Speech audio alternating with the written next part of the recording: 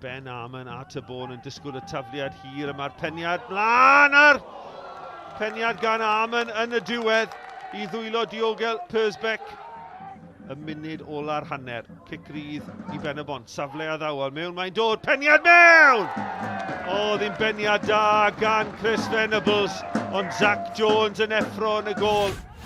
Dyma Crawl, y tro hwn ar bêl wrth i drad, a dyma Kane Owen. Owen yn croesi, Venables yn penio lawr. A fe ddath i allan o dywyllwch y noson yn gyflym. Green yn erbyn Walters. Y bas tu fewn, derbyn y bêl nôl, braidd yn ffodus, Clayton Green, mae gan Kane Owen! Owen yn ergydio Zach Jones ar yr ail gynnig, yn plymio ar y bêl. 20 munud yn yr ail hanner ar y cloc mewn â hi, mae'n rhydd yn y cwrt Cosby, Smona llwyr, o, siwt yn y byd, mae ddim yn dros y bar. Mae yna sgrechen am gic o'r sfotyn, mae yna sgrechen am lawio yn erbyn un o chwaraewyr Pen-y-bont.